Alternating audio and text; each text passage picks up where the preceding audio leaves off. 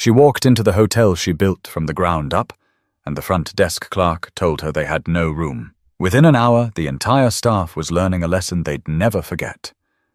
Clarice Rowland stepped out of the black sedan, one hand gripping her worn leather travel bag, the other adjusting her wide-brimmed hat to block the Florida sun. Tampa's heat pressed against her skin, but she didn't mind it. What she minded, what always struck her after long travel days, was how differently people looked at her when she wasn't dressed for a boardroom. She wore black sneakers, loose-fitting slacks, and a linen blouse. No jewelry, no makeup, no assistant trailing behind her. Just Clarice. Just tired. She paused in front of the automatic glass doors of Rowland Suites, one of her finest properties, 12 floors of marble and glass elegance, with a rooftop pool that had made the cover of Travel Luxe last spring. She didn't walk in expecting applause. She simply expected a bed. And maybe, if the kitchen was still open, the tomato bisque she helped design with the head chef back in 2013. The front desk was staffed by a young woman who couldn't have been more than 22. Her blazer was slightly too big, the nameplate crooked. Clarice noticed things like that, not to criticize, but because they mattered. Details told you how well a place was being run. Clarice gave a warm smile and stepped forward. "Evening," she said. "I've had a long day. I'll need a suite for the night. Something with a corner view, if possible." The receptionist glanced at her up and down. "We're fully booked." Clarice tilted her head slightly. "Is that so?" "Yes, ma'am." "There's a convention in town. Every room's gone." Clarice glanced behind her at the lobby screen mounted on the wall. It displayed a list of available rooms. 5 were still open, and she caught them before the screen blinked to the next page. "I see you've got vacancies listed right there." "Oh, that's probably an error," the receptionist said quickly, clicking her mouse. "Our system hasn't updated yet."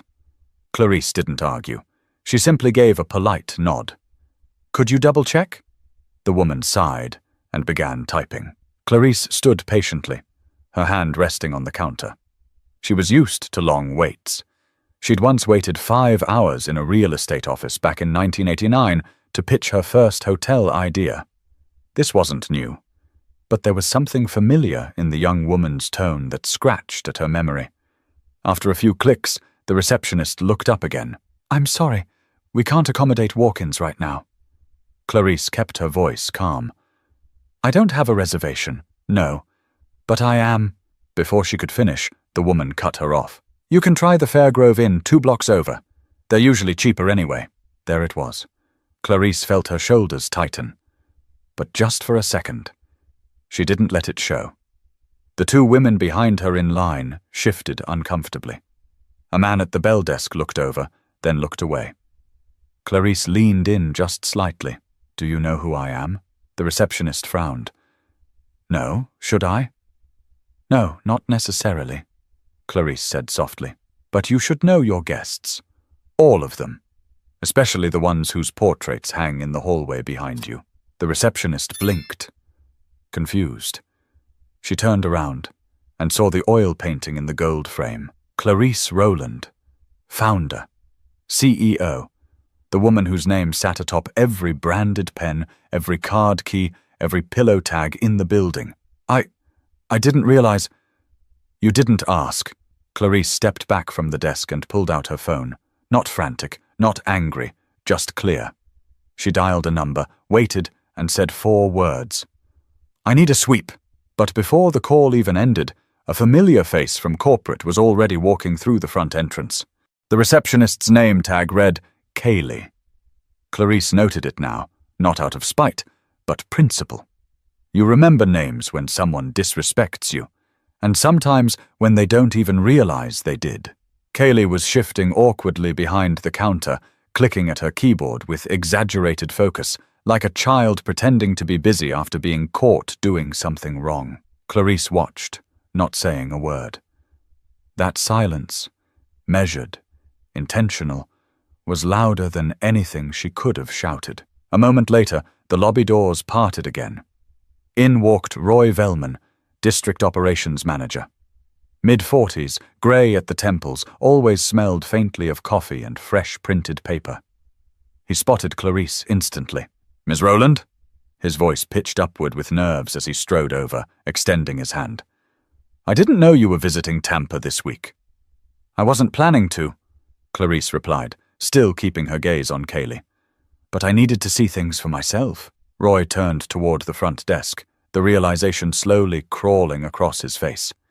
His eyes flicked to the screen behind Kaylee, still displaying the available rooms in bold green. "Ma'am," he said to Kaylee carefully, "this is Ms. Clarice Rowland, the founder." Kaylee froze. Her lips parted like she wanted to speak, but no sound came out. Roy didn't wait for her. He stepped behind the desk and quietly typed something into the system.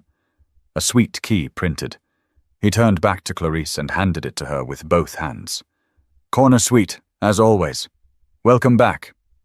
Clarice took the keycard, but didn't move toward the elevators. She stood still, her posture flawless, her presence pressing gently into every corner of the room. "I want to hear what she was thinking," she said evenly, motioning toward Kaylee. Kaylee swallowed hard.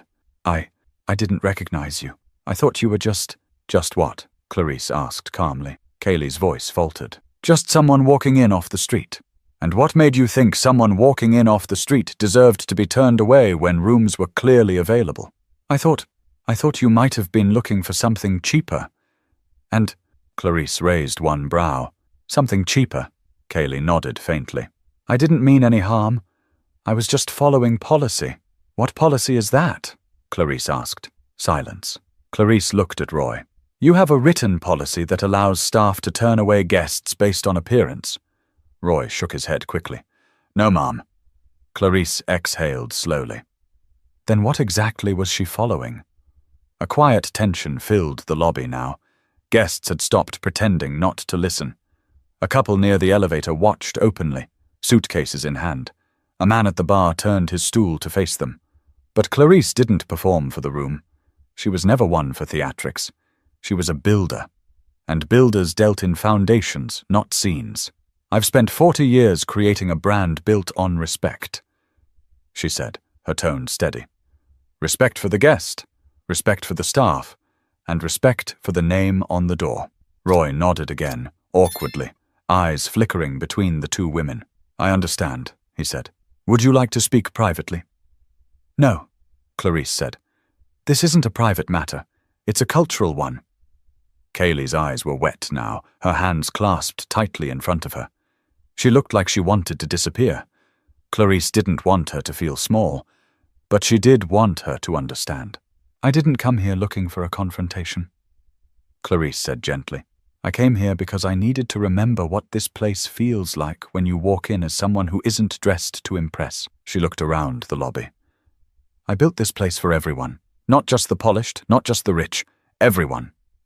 But the message hadn't reached every desk, and Clarice was just getting started. Clarice didn't raise her voice. She never had to. By now, Roy had motioned for another associate to temporarily take Kaylee's place behind the desk.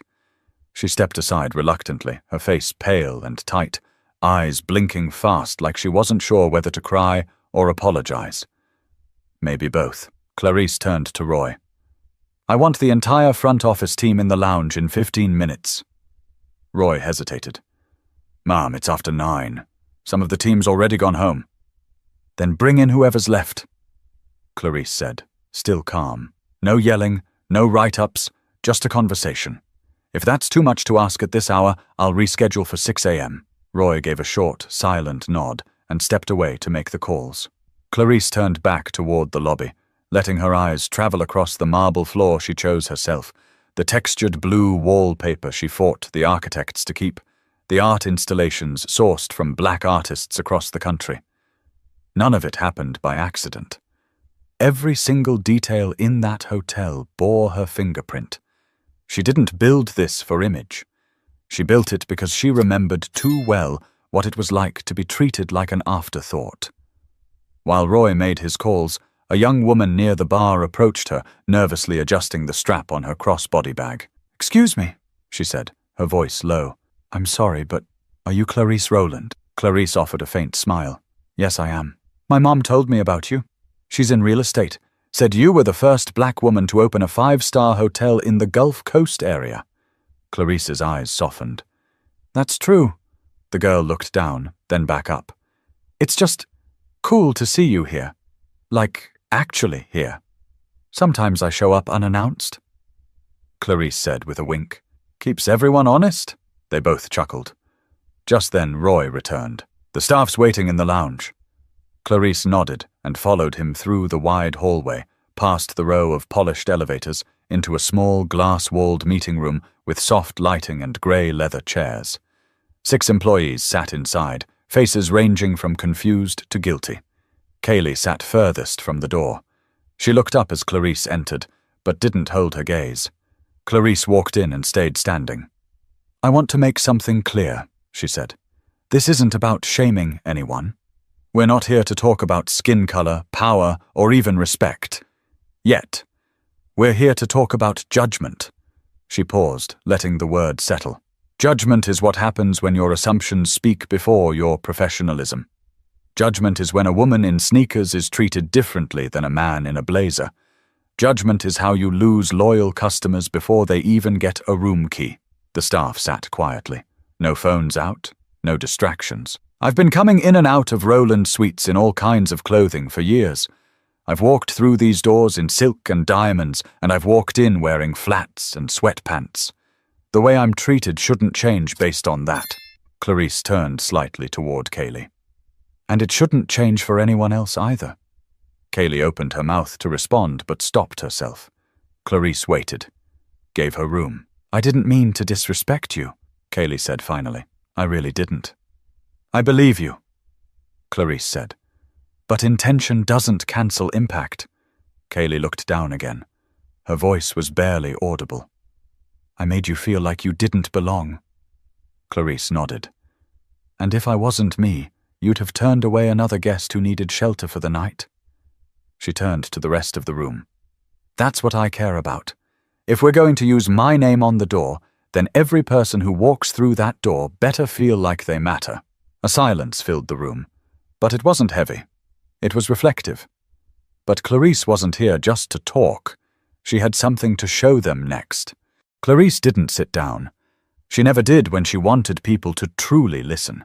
There was something about standing, about meeting eyes from above, that made her words hit harder without ever having to be loud. She glanced at the group, then said, I want to take you all somewhere. Right now. The room shifted. A few employees looked to Roy for guidance, but he offered none. Clarice was the only authority in the room now. She led them out of the lounge, back through the lobby, and toward the main hallway. Guests watched with quiet curiosity, unsure if they were witnessing a disciplinary meeting or a press conference. Clarice didn't look left or right. She moved forward, slow and sure, as if walking through the bones of her own legacy. They arrived at a small, quiet hallway near the concierge's office. At the far end, a large portrait hung on the wall. Clarice, at age 34, standing in front of her first hotel in St. Petersburg. The frame was slightly dusted, the lighting above it dim. Clarice stopped. This photo was taken 6 weeks after I signed the deal on my first property, she said. I used my mother's life insurance payout and 3 loans I wasn't supposed to qualify for. She turned to face them. I was denied a room once, in 1982. That's why I built Rowland Suites, not to get revenge, but to make sure no one like me ever had to stand outside a hotel wondering if they'd be allowed in. The room was silent.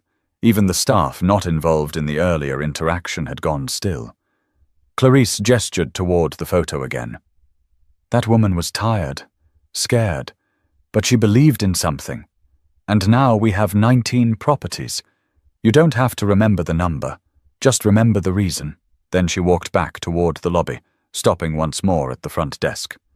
A security guard stood there, middle-aged, clean uniform, alert posture. Clarice turned to him. You recognized me earlier, didn't you? He cleared his throat. Yes, ma'am.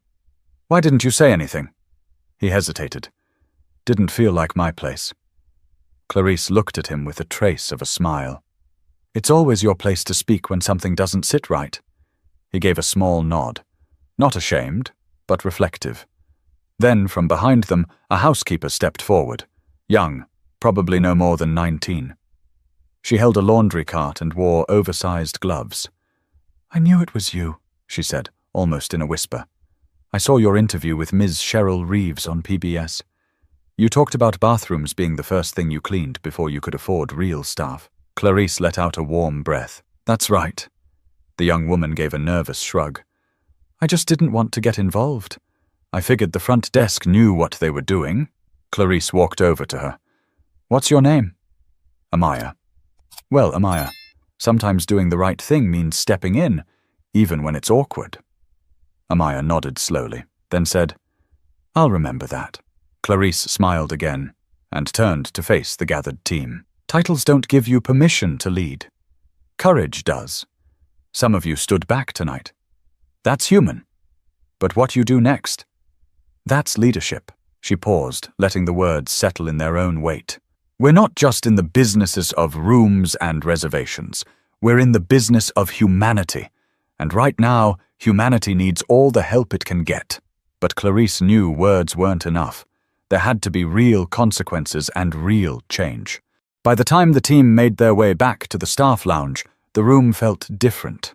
Not tense, just alert.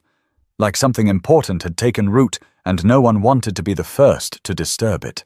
Clarice remained standing. Her bag still hung from her shoulder. She hadn't even taken off her travel shoes. Roy stood by the wall, silent, taking mental notes. Clarice spoke. "Let's talk systems," she said. "Because when someone makes a mistake, it usually means a system already failed." She gestured to the front desk supervisor, a man in his early 30s named Rylan, who joined midway through the discussion. "What's the official procedure when someone walks in without a reservation?" Rylan cleared his throat.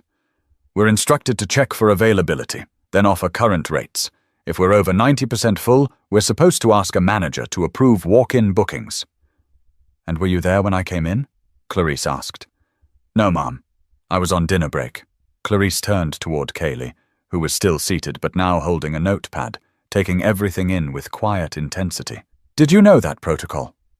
Kaylee nodded, almost embarrassed. "I just assumed the rooms on the board weren't available. They sometimes aren't." "But you didn't ask," Clarice replied. "You didn't double-check. You didn't involve a supervisor." Kaylee stayed quiet. It was a hard truth to swallow, but she didn't run from it. Clarice took a breath. "So this isn't just about attitude. It's about training. It's about systems that allow assumptions to grow into decisions. Bad ones." She moved toward a whiteboard in the corner of the lounge and uncapped a marker. "One of my mentors once told me, if you leave gaps, people will fill them, with their own biases. That's why policy matters." She wrote 3 words: awareness, access, accountability. "We're going to rewrite parts of your intake script, not next week, now, tonight." A few heads turned toward Roy in surprise. He simply gave a single nod. Clarice continued, "I want new language in place that forces engagement, not assumption. If someone asks for a room, they deserve your full attention, no matter what they look like, no matter what they're wearing." Amaya, still standing by the door, raised her hand gently. "Can we include something about letting staff speak up if they see something off?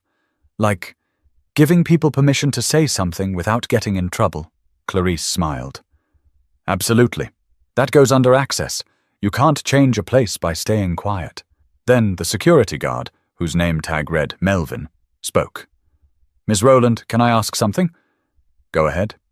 "What happens to someone who messes up once but learns from it?" Clarice gave a long pause before responding. "They get a second chance, if they show they're ready for one. This isn't about punishment, it's about alignment. Either you walk with the brand or you walk away from it." Her eyes landed back on Kaylee. "You've got a choice to make. I'm not going to fire you tonight, but you'll need to reapply for your position tomorrow. Not because I enjoy making anyone jump through hoops, but because I need to know that you understand what just happened." Kaylee didn't protest. She simply nodded. "I'd like to come back." Clarice nodded in return. "Then come back better." She turned to the rest of the group. "I'm not interested in perfect. I'm interested in real people doing real work with real care. She capped the marker and stepped back from the board. We've got properties across the southeast, and I plan to show up at every single one before the year ends. Some of you might see me in a suit, others might see me in jogging pants. Either way, greet me like you'd greet anyone else, with your eyes, your voice, and your full attention. But Clarisse wasn't just leaving them with new rules. She was about to leave something even more permanent behind. By now the clock was nearing 11 p.m, but no one had left. Not a single yawn, not a glance at the time. Clarisse had taken what could have been just another awkward HR incident and turned it into something no one in that room would forget. She walked slowly back toward the center of the lounge, her voice a little lower, more reflective. I've made a lot of mistakes in my life, she began, and some of them cost me more than just money. They cost me time, relationships, but I've always believed in cleaning up after them. She turned to Roy. Bring in HR first thing in the morning. We're revising onboarding materials, and we're starting monthly empathy training. Not some glossy, generic slideshow. I want case studies. I want real stories. Roy nodded without hesitation. Clarisse looked around. People think running a hotel is about rooms, rates, and reviews. But it's about people. The ones who show up exhausted. The ones carrying secrets, grief, or pride in their luggage. And the people who greet them. You all have more power than you think. She paused. That kind of power has to be handled with care. Then she reached into her bag and pulled out a small leather notebook. She held it up. This little thing kept me grounded for years. Every new property, I wrote the same 3 questions in the back. She opened the back cover and read aloud. Did every guest feel seen? Did every employee feel valued? Would I be proud if my mother walked in tonight? Silence again. Not a heavy one, just deeply personal. I'm giving this notebook to you, Roy, she said, handing it over. Scan those pages. Send them to every location. I want every general manager to answer those 3 questions weekly. And I want the answers on my desk. Roy looked stunned. You still carry this around? Every day, Clarisse said. Legacy doesn't carry itself. Then she turned to Kaylee once more. Her voice didn't harden, but it didn't soften either. You'll come in tomorrow, shadow someone on every shift. Housekeeping, concierge, kitchen, maintenance. Learn this place from the inside out. You can't represent something you don't understand. Yes, ma'am, Kaylee said. I want to. Clarisse gave a faint nod. Then she turned to Amaya, still holding her laundry cart just inside the door. You spoke up when you didn't have to. That means something. You're getting a raise. Roy, make it happen. Amaya's eyes widened. Wait, seriously? You didn't just see something. You remembered it. That's what leadership looks like. Clarisse then addressed the room one final time. This hotel is a reflection of everyone in it. The moment we forget that, the brand means nothing, and I refuse to let it fall apart from the inside. One of the bartenders who'd quietly joined the back of the room raised his hand. Can we keep doing these meetings? Like, even if you're not here? Clarisse said for the first time all night. Absolutely. I want a culture, not a performance. She turned to Roy again. Budget for monthly roundtables. No suits, no scripts, just real people talking. He jotted it down in her old notebook, now his responsibility to protect. Then Clarisse checked her watch. It's late. I've got one more thing to do before I call it a night. The group began to disperse slowly, murmuring among themselves. Not drained, energized, changed. Clarisse walked back through the hallway alone, past her portrait, past the soft glow of the lobby lights. She didn't stop until she reached the elevator. Roy caught up just before the doors closed. Are you really staying the night? Clarisse pressed the button for the 12th floor. Of course. In the penthouse? She looked at him sideways. Where else would I sleep in my own house? But Clarisse's night wasn't over just yet. She still had one more message to send.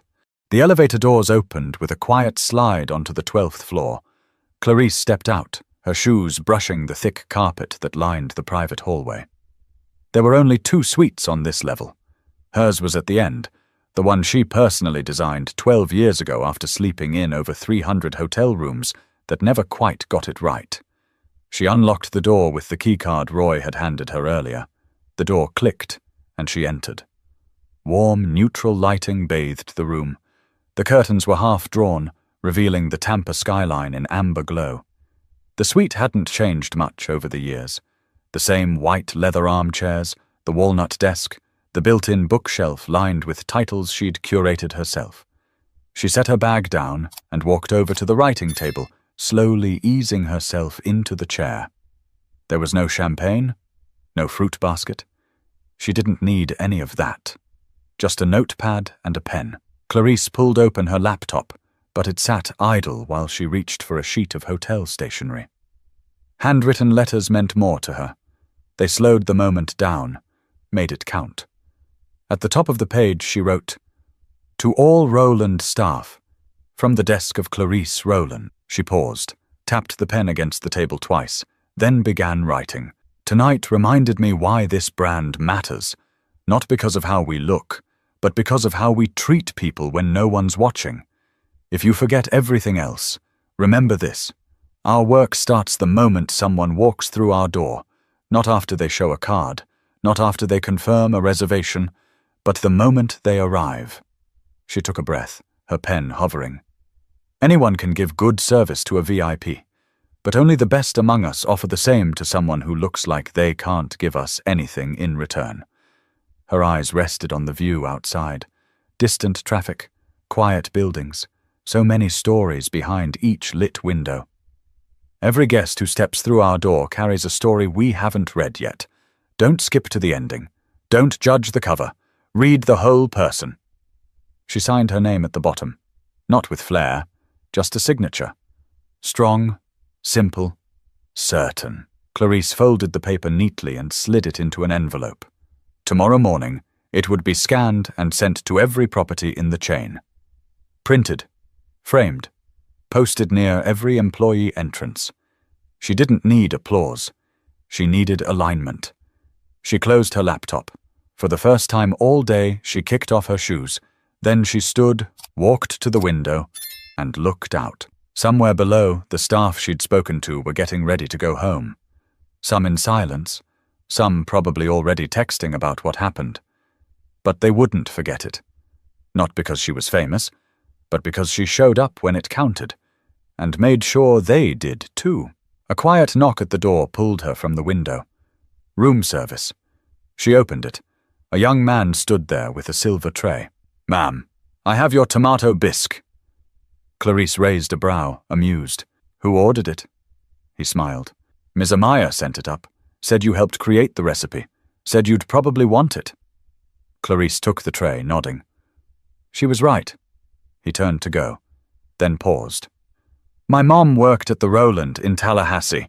She always said you weren't just a boss. You were someone who remembered people's names. Even dishwashers." Clarice gave him a look that held no performance. Just warmth. "What's your name?" "Deshawn." "Well, Deshawn, thank you for the soup." He smiled. "Good night, Mom." She shut the door gently, carried the tray to the desk, and sat back down. Legacy wasn't built by big speeches. It was built by small moments remembered. She took a spoonful of the soup. Still perfect. Still hers. If this story stayed with you, take a moment to think about the way you treat people, especially when no one's watching. And if it meant something, consider subscribing. There's more where this came from.